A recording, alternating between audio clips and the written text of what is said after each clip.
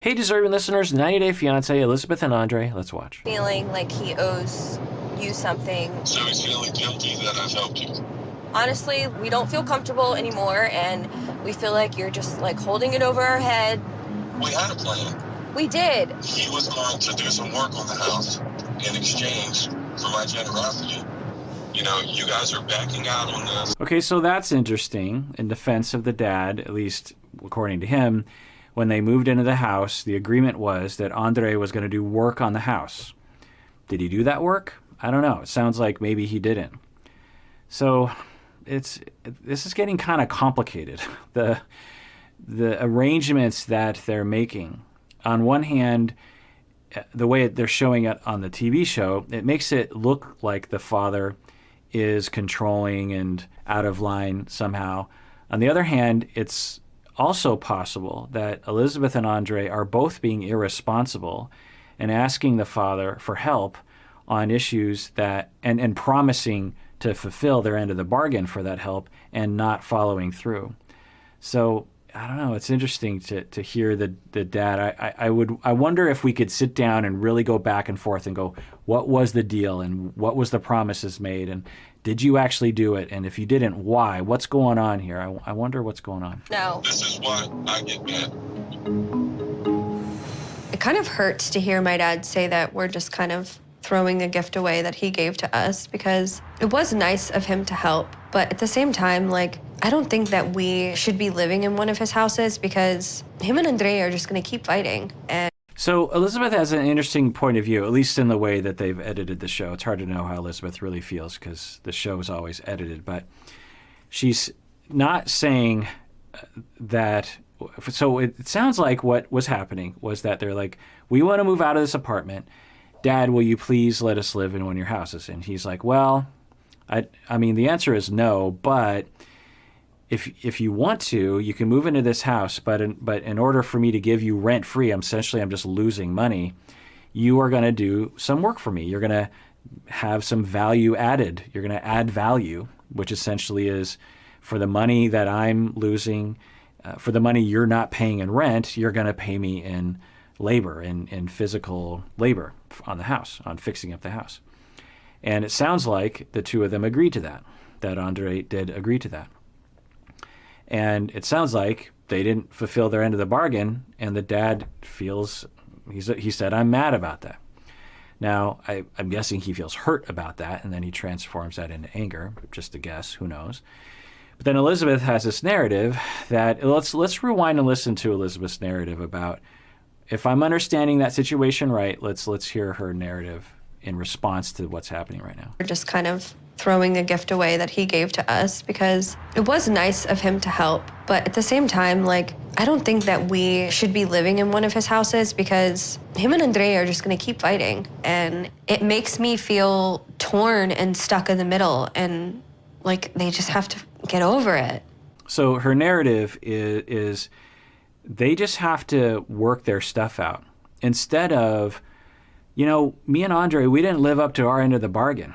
And it makes sense that my dad is upset with us. You know, I get that he's upset with us. We just never got around to it. Now, maybe they have reasons that they never got around to fixing up the house. Maybe they didn't know they were agreeing to that. I don't know.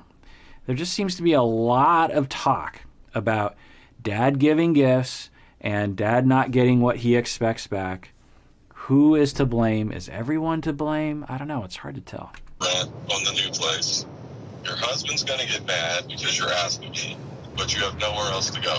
We don't have enough money to just like move out right now. If you don't have enough money to move out of a place you're living for free, then how are you going to pay the rent? Hopefully at that point he'll have a job. The father has some very good questions. It's like, wait, so you are living in a house for free right now, and you want to move out. You found a place, and you can't afford it, so you're asking me for money, and you're leaving a house that you agreed you're going to fix up, and you never fix it up. And you want me to give you money, and you're not going to tell your husband. And if you can't if you can't pay rent in a free place, how are you supposed to pay rent in a non-free place? And then she says, well, we have a plan. He's going to get a job.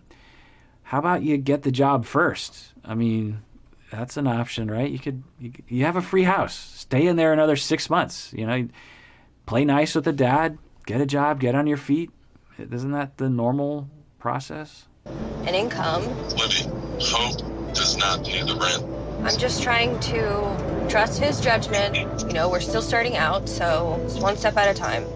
So I don't know, but I wonder if Elizabeth, or Libby as they call her, is afraid of Andrei in some way. I don't know, but maybe she's like, I don't have an option here because Andrei is like rigid and shutting me out, and I don't know what to do. Or is she just avoiding talking to him and Andrei is open to having a conversation? I don't know. Or does Elizabeth like being dependent on the father? I don't know. There's something's going wrong here in terms, because there's an easy solution. Okay, fine. Andrei doesn't like the father controlling the situation. He doesn't like. They both don't. She doesn't. And okay, fine. They have a free house. They just have to play nice for a little bit. Andrei gets a job. After he gets a job and he gets a little money, then they move out. I wonder why they have to self-sabotage, because this is going to sabotage them, at least in the short term. Best case scenario, the dad gives them money, they move out, Andrei gets a job, and 5-6 months later, he's able to afford rent on his own. Who knows? That's best case scenario. And from that scenario, you still owe the father something because he did owe you, he did borrow you money. And you lost some respect from everyone. But let's say it takes him a while to get a job. Let's say he gets a job and then the job doesn't work out well 3-4 months later and he has to quit, and then he has another couple months of unemployment. Like, best case scenario isn't great. So I don't understand what this rigidity is around, like, we must move out now and we must borrow. I don't know. It just seems, I wonder, I wish we had more back scenes interviews with Andrei and why the two of them aren't talking this out, why Elizabeth feels compelled to go behind his back. Does Elizabeth do this often? Does she go around people's backs often? I don't know. I definitely have to remember that Andrei came here in the K-1 visa, and he has compromised so much for me. Like, his whole life totally changed. So I have to give him a break sometimes and stand by him. Okay, 100%. Give him a break, stand by him. Does that mean lying to him and going behind his back and deceiving him? Or does that mean saying, look, honey, I stand by you. Let's move out. Do you have the money? Because I don't have the money. And just, yeah, absolutely stand by him, but don't. So she thinks that by going behind his back and lying to him, this is standing by him. Now, maybe she knows that Andrei will appreciate this. Maybe she will feel like, yeah, standing by him means going behind his back. I don't know. It's hard to figure out what's happening. Libby, you've really made me mad. I'm really upset about this phone call. I don't know, but do you think that you would be able to help us? So I don't know, but I wonder how many times people have had conversations like this with the father. I wonder if this family has a lot of these kinds of conversations with the father, where they're calling him up and asking him for things that they don't necessarily deserve. And he says, I'm really mad about this, but fine, I'll give in. And then everything goes back to normal. I don't know. I mean, they certainly seem very comfortable. She does anyway in this space. And he's like, I'm really mad about this. Now, I think he could do better. The father could do better by saying, I'm really sad. It really hurts my feelings that you didn't live up to your end of the bargain. It also kind of hurts my feelings. I feel like I'm being used. I feel like I'm being disrespected. I feel like I'm being shoved into a corner because I can help monetarily. And I feel like I'd be a bad father if I didn't give you this money. But I feel like there's been a lot of me giving and not a lot of things in return. And I don't know, it just hurts my feelings. I wonder if that would help. But anyway, he says, I'm really mad about this. And she says, yeah. Anyway, can you give me the money? I mean, I'm exaggerating it, of course, but she could have said something like, yeah, Dad, I know, and I'm sorry. We didn't live up to our end of the bargain. And I know this is a lot to ask, and you don't have to give me the money, but it just would really help me out. And I'm really sorry for asking. She's not saying things like that. Maybe she wants to, maybe it's implied. I don't know. Love you. I'll talk to you later. Bye. So my dad said yes. I feel really relieved. At least we can move this weekend. I know that Andrei will ask where the money is coming from, and I'm just gonna tell him that it's an advance from work, so hopefully he'll buy it. I mean, under some circumstances, without being on a reality TV show, you could lie about this and get away with it. Being on a reality TV show, lying about it, having it on camera, he will eventually find out that you lied to him. And that is incredibly destructive to one's trust. Even on something like this, it's not infidelity, but it is lying to someone. And when you lie to someone, you are risking throwing your entire relationship away. Over what? And from the beginning, I've been saying, why doesn't she just go to him? Now, maybe Andrei is a jerk face and really intimidating and really aggressive. And Elizabeth is like, I don't want to talk to him because he's gonna freak out on me and he scares me. Then that would be a legitimate reason to be afraid of him. I don't think it justifies this as the option necessarily, but maybe she has a legitimate reason to be terrified. But if she doesn't, and she just is avoiding a conflict, then this is usually not a helpful, positive, constructive answer. But, maybe it works out in the end. Let's watch. Comes with very little skills in the trucking industry. However, Andrei did not display to me that he would want to be on the road for 26 days. Well, thank you very much for the interview. I would like to speak with my wife first because we have to discuss all these details. I can respect that. Okay, so I thought when Andrei said, I'm going to work in trucking, that he knew what the trucking industry occupation entailed in the United States.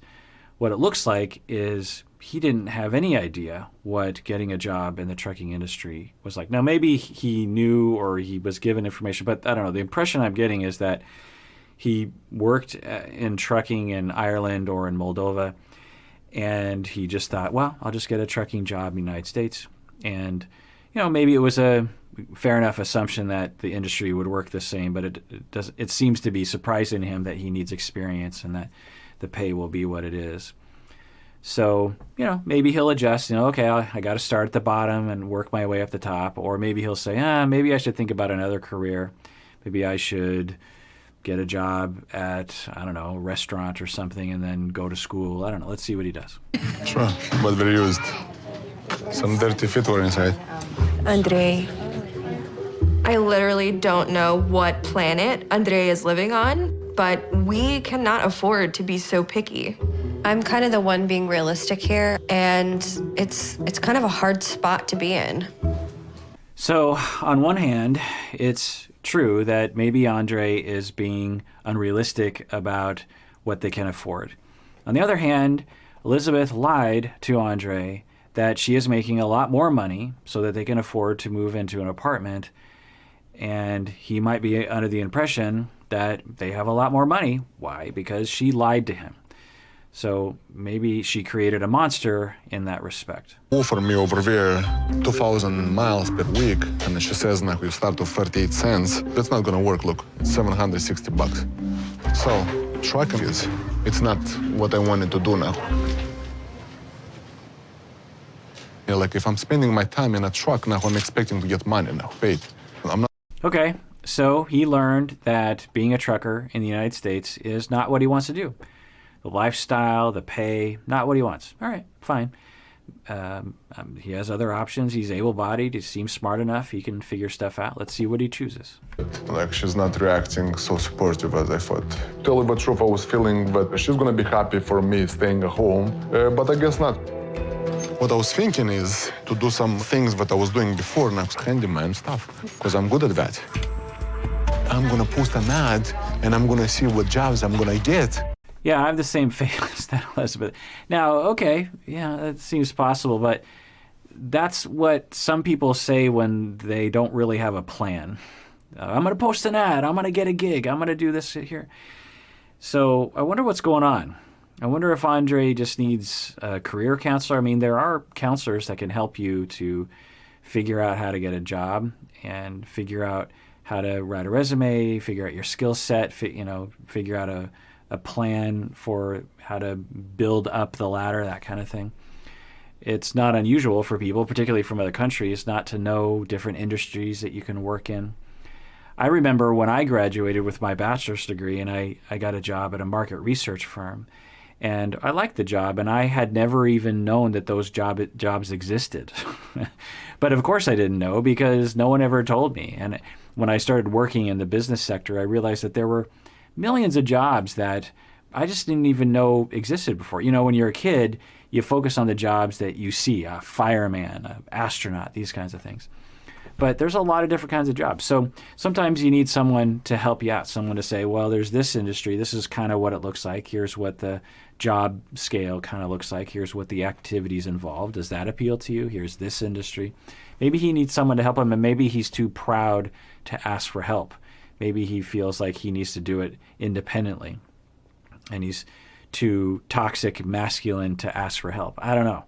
It's just hard to tell. But anyway, he's saying, okay, well, I thought I was going to be a trucker, but that sounds bad. So now I'm going to put an ad in the paper, and I'm going to be a handyman, and that will be my career. And look at her face. Now, maybe he'll figure something out, and he's just upset right now. Now, he did say that he feels disappointed that she's not supportive. And I think there's some validity to that. I think that he had his hopes up for trucking. He tried to get a job trucking. He found out that it wasn't very appealing, and he's disappointed by that. And what he was hoping was that Elizabeth would be like, oh, okay, I hear you. You know, it sounds like it wasn't the job you wanted.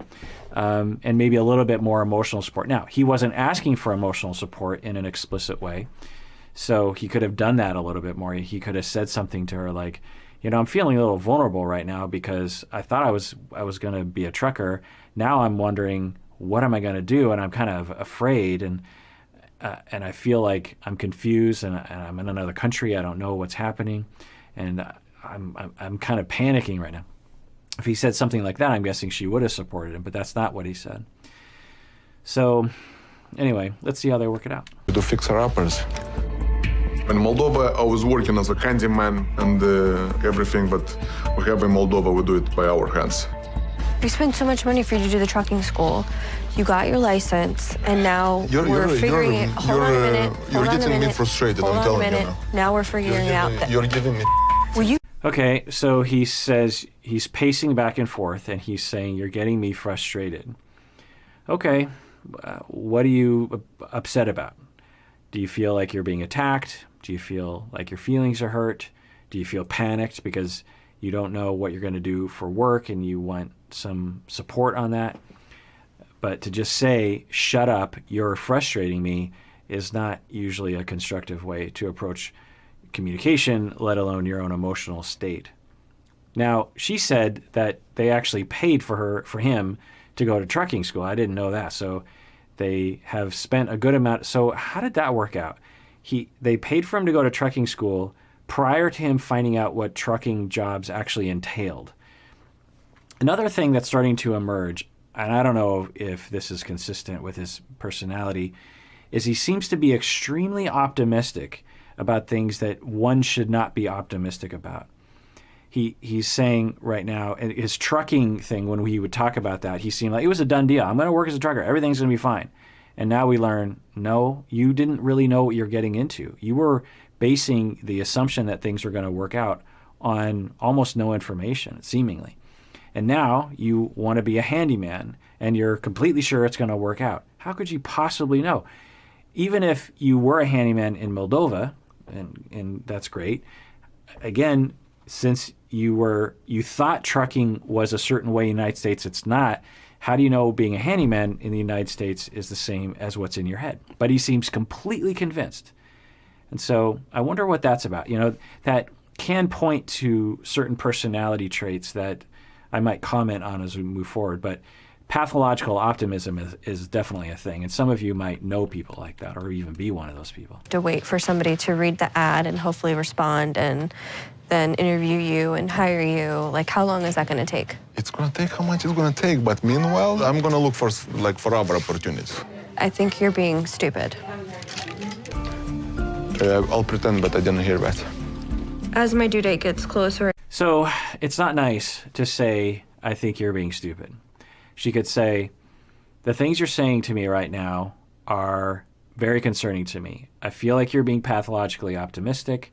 I don't know. I'm glad that you are optimistic. I'm glad that you are going to try to figure out what you're going to do for work. But, you know, the proof's in the pudding. And I'm not seeing a lot of things here. And, you know, my dad keeps saying that you're not pulling your own weight. And now I'm wondering, maybe you're not. I still love you. I want to be with you. But it's kind of worrying me. And I'm worrying that you don't have what it takes. But I believe in you, husband of mine. I believe in you. Maybe we can sit down together and like figure out different career paths for the two of us. Because, you know, I want to further my career as well. I don't know, but that's a tough position to be in for Elizabeth, right? Because you're looking at him and you're just, you would hope that he would be able to figure it out on his own and have the mindset of someone who can figure it out on his own. Maybe he will, you know, maybe literally next episode he'll have a job and everything will be fine. Let's continue watching. And closer. There's been a ton of financial stress, and my family is right. It's not stress that a new mom should have to carry. And I just think that Andrei is like blissfully unaware of what is to come, and he needs to step it up. All right, well, that does it for that episode. Everyone out there, please take care of yourself because you deserve it. You really, really do.